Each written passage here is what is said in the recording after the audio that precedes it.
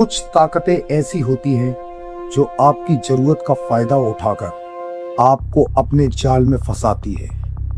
अगर कभी पहाड़ों में बिना मांगे कुछ मिल जाए तो खुश मत होना, क्योंकि ढांग का देवता उधार तो खुशी खुशी देता है, लेकिन वसूली जान निकाल कर करता है। अभिषेक अपने दोस्त महेंद्र के बुलाने पर उत्तराखंड के एक सुदूर पहाड़ी गांव पहुंचा था। अभिषेक के लिए ये सिर्फ एक वेकेशन था, लेकिन गांव वालों के लिए ये साल का सबसे बड़ा और तनावपूर्ण हफ्ता था। गांव के कुल देवता का जगार यानी कि भंडारा होना था, जिसमें 7 गांव का न्योता था। भंडारे से 2 दिन पहले भारी बारिश हुई। शहर से आने वाला राशन का ट्रक रास्ते में फंस गया। गांव के मुखिया का चेहरा उतरा हुआ था। महेंद्र, कल सुबह 500 लोगों का खाना बनना है, पर हमारे पास न तो इतने बर्तन है, नहीं पर्याप्त अनाज। अगर भंडारा अधूरा रहा तो कुल देवता का कोप बरसेगा। अभिषेक ने मजाक में कहा, मुखिया जी, इस जमाने में भी आप इन बातों से डरते हैं?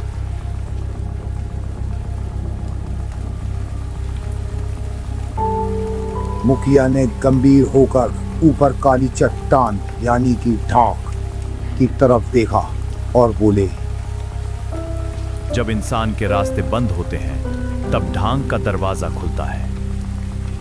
आज रात हमें अर्जी लगानी होगी।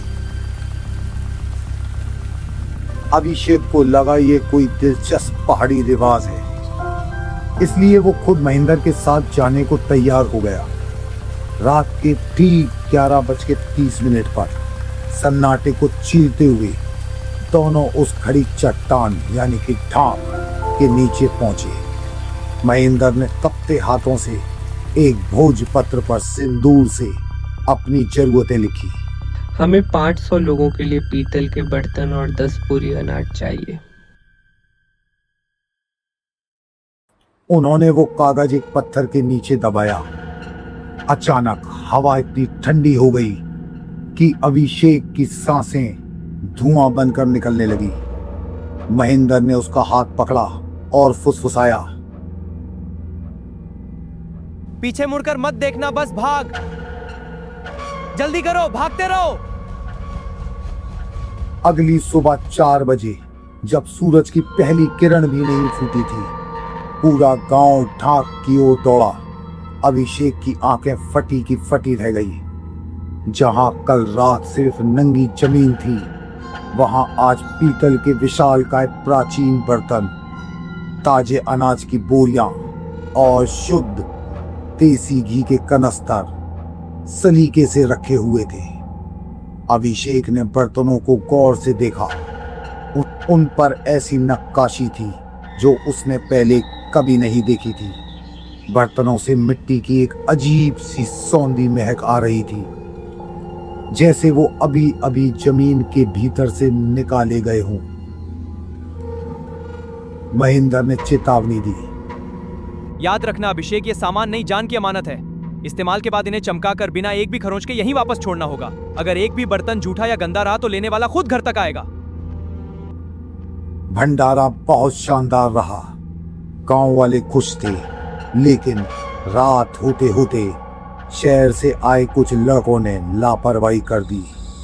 उन्होंने उन बर्तनों में शराब पी और 2 बड़े पीतल के बर्तनों को साफ करने के बजाय झाड़ियों में फेंक दिया। अभिषेक ने उन्हें रोकना चाहा, पर वो हंस पड़े। अरे भैया, सुबह साफ कर देंगे, चट्टान कौन सी भागी जा रही है। जैसे ही रात के 11:30 हुए, सन्नाटा घेराने लगा। अचानक पूरे गांव के कुत्ते एक साथ रोने लगे। अभिषेक अपने कमरे में था, तभी उसे बाहर से कुछ घसीटने की आवाज आई। खुर खुर खुर। अभिषेक ने खिड़की से बाहर झांका। चांद की हल्की रोशनी में उसने देखा ढांग की तरफ से एक अजीब सी लंबी परछाई नीचे उतर रही थी। वो आकृति कम से कम 9 फुट लंबी थी, जिसके हाथ जमीन को छू रहे थे। वो आकृति सीधी उन झाड़ियों की तरफ गई जहां झूठे बर्तन फेंके गए थे। उसने एक बर्तन उठाया और अपनी लंबी काली जुबान से उसे चाटने लगी। आवाज ऐसी थी जैसे रेत माल को धातु पर रगड़ा जा रहा हो। तभी उन लापरवाह लड़कों के कमरे से एक चीख सुनाई दी। अभिषेक बाहर भागा तो देखा कि वो आकृति कमरे की दीवार से चिपकी हुई थी। उसकी आंखें नहीं थी, बस तो खाली गड्ढे थे जिनसे नीली रोशनी निकल रही थी।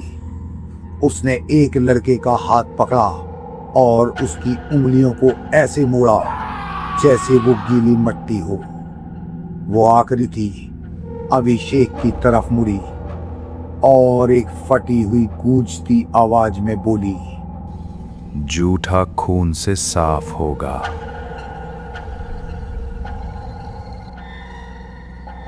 सुबह जब सूरज निकला तो ढांग के नीचे सारे बर्तन वापस रखे थे, लेकिन वो चमक रहे थे इंसानी खून की लाली से।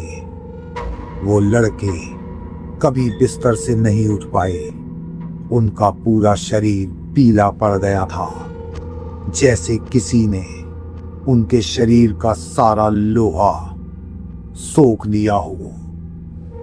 अभिषेक शहर लौट आया, पर वो ऋण खत्म नहीं हुआ। आज भी जब वो अपने किचन में बर्तन साफ करता है, उसे महसूस होता है कि कोई उसके पीछे खड़ा होकर बर्तन गिन रहा है। और कभी कभी रात को उसके कान में वही आवाज गूंजती है, गिनती पूरी नहीं हुई। अभिषेक। पहाड़ों की हर परंपरा के पीछे एक खौफनाक सच छिपा होता है।